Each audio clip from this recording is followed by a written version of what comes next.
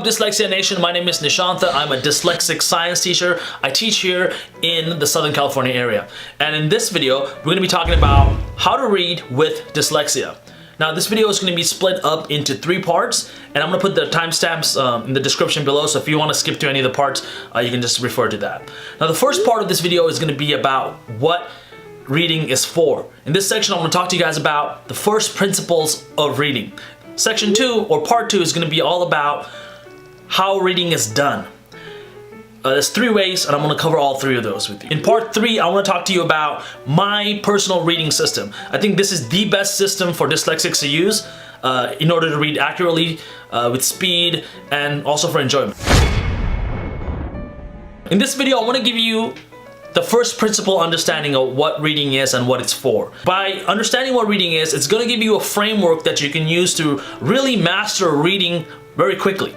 And first principles are basically the fundamental building blocks that make up a thing. So if we go back and we think about our ancestors invented reading and writing so they can communicate with each other. But before they can communicate with each other, they needed to invent language. And language is made up of words. And words are just sounds humans make with their mouth. And these sounds represented the thoughts inside the minds of the humans who spoke the words. So the basic idea of communicating is to be able to transfer thoughts between human minds.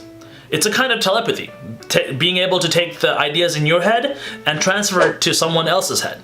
It's kind of cool. And reading is a type of communication where you're transferring ideas and concepts from outside your mind into your mind, and that's all it is. Once we understand that reading is just a way to transfer information into your mind, you can kind of let go of all the stories that we have around reading. So the invention of reading really unlocked like this really cool superpower in humans. Before the invention of written language, humans were only able to communicate with people that were in the same place and in the same time as them, because they had to use words and sounds to transfer their thoughts into another person's thought. But reading and writing really unlocked the ability for information to travel through time and also to travel through space.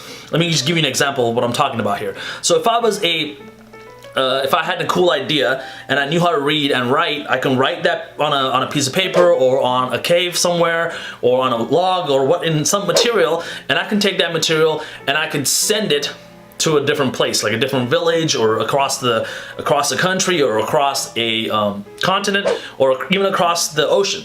And another cool thing about that type of communication is that object could be preserved through time. So if I wrote a book, now, that book could be read 100 years from now by someone I haven't even met. So that information can travel through space and it can travel through time.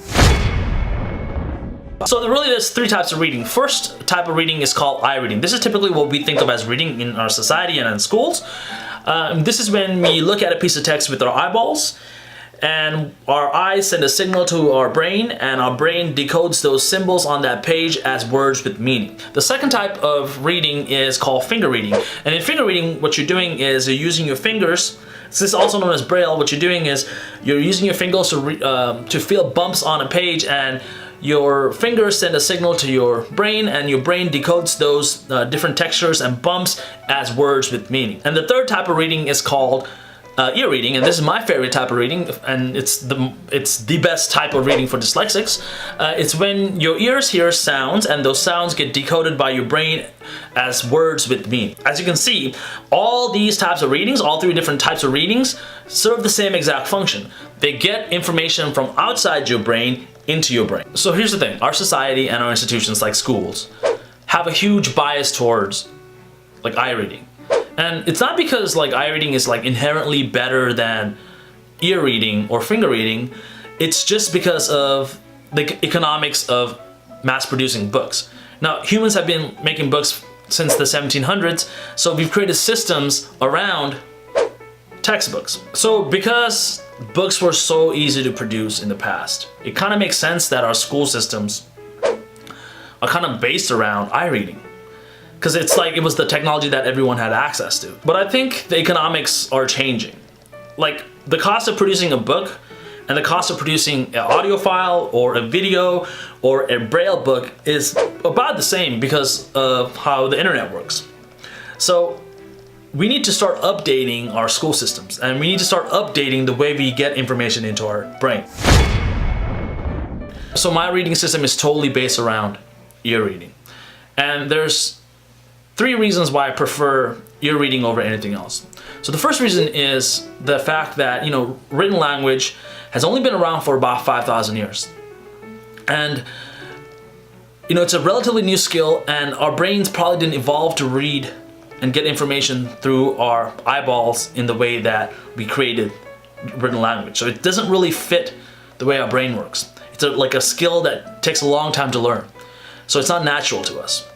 But verbal language has been evolving for millions of years. Even animals are able to recognize sounds and even communicate using sounds. So it comes naturally to us. It's much easier for us to do. So the second reason why I prefer ear reading to anything else is because ear reading kind of removes the disadvantages of being a dyslexic in the process of reading. And it also kind of supports the advantages of being a dyslexic as well. The third reason I prefer ear reading to anything else is because of how convenient it is. I'm able to read faster, I'm able to retain more of the information, and I'm able to do other activities that support me reading while I'm reading. For example, I can take notes while I'm reading, I'm able to draw pictures while I'm reading, I'm able to create little artifacts that can help me with retrieving the information after I read it. And I'm also able to read at a much faster rate than normal people if I speed up the reading as well. We'll go into more of that in the next section on my reading system itself. So this is my reading system. It's split up into 2 parts. The first part is my mindset, how I think about reading, and the second part is the exact mechanics of how I go about reading with my ears. When I approach reading, I think of it in the first principle terms. So the objective of what reading is, we kind of talked about it in the beginning of this video, is you're trying to get information into your head. And that's the main thing that you should be concerned about. It's not about using a very specific way that that society tells you to read. It's not about feeling guilty about not being able to read using your eyeballs. It's not about any of that stuff. It's not about the stories that surround reading. It's about getting information into your head. And that's a really powerful way to think about it, because if that's your goal, there's lots of different ways that you can go about doing that. Another thing that is really important to know is that you don't actually have to finish what you're reading. So there's these ideas about if you start a book, you gotta finish it. Don't do that, because you're just gonna be stuck on reading one book for months and months at a time because you can't get through it. There's too many good books, especially if you're reading for your own enjoyment, if you're reading for your to gain information. You shouldn't get stuck on books. If the moment I get bored with the book, I just immediately put it away. And I might come back to it in a couple of months or a couple of years, but that's really important. You want to go with your interest. You want to go with what makes you feel good about reading. You want to, and eventually you'll be able to get through really difficult books because your skill at this thing and also your background knowledge in different areas will kind of help you understand difficult material. So if you can't understand something, or if you are having it, if you're bored with something, immediately get rid of it, because that's not going to help you develop a reading habit. And developing a reading habit is more important than reading books that that someone else told you to read. And I understand sometimes you gotta read things for school, but if it's for your own benefit, it's just get rid of it. You don't need to. So how you read something should be determined by why you're doing that thing. So for me, I only read for 3 reasons.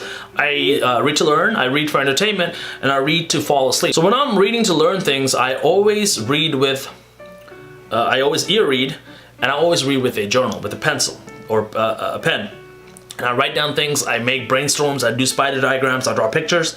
That really helps me put information into my head and keep it there and retrieve it whenever I want to retrieve it. And it helps me really learn the thing much faster than if I was just reading and taking notes on the margins or whatever, because I can take really detailed notes while I'm listening, and I can write questions, and I can do a bunch of things that I'm unable to do if I'm giving all my attention to reading the words and using my eyeballs. The second thing, the second way I read is for entertainment. And when I'm reading for entertainment, I'm usually doing a puzzle, or I'm walking around doing chores, and because I'm using my ears to read, I can do that, and I get a lot of pleasure from doing that, because I'm doing multiple activities that kind of like keep me in a flow state, and I'm like really enjoying the content, especially if it's like, you know, a story or something like that. And then the last way I read, the last reason I read is to fall asleep. And I made a video called using dyslexia to sleep, and this has been a hack I've been using. Is sometimes I have a hard time sleeping, and the thing that I do every single time that I need to fall asleep within like 30 minutes is I get a Kindle and I read with my eyes, and reading with my eyes makes me so tired by like, if I read for like 30-40 minutes, it puts me out so quickly because I'm like mentally exhausted. And yeah, so those are 3 ways that I read, and for each one I use a different strategy. So you should like figure out why you're reading, and then that why should determine how you're gonna read. Sometimes you might have to use eye reading. For me, when I want to feel mentally fatigued and exhausted, I go to eye reading because I'm a dyslexic, and it's going to use a lot of my mental resources to do that, so it's going to make me fall asleep and make me tired faster. So the last thing I want to talk to you guys is about like the actual mechanics of reading. So when I'm trying to read a book, like a novel or a nonfiction book, I always go to Audible, and I download it off Audible, and I figured out a system to like speed listen to books a lot faster. And if you guys want to check out that, I'll put a link at the end of this video. The second type of thing I read is like articles from like the internet, and like physical books that, you know, if someone gives me a book that's in text, I need to be able to read that too. So the way I read physical books and articles on the internet is using something called Speechify, and I'll put a link to that video here and the link to speed reading or speed listening here. So click on these videos if you're interested in that. Thanks so much, you guys. I love you. Talk to you soon. Bye.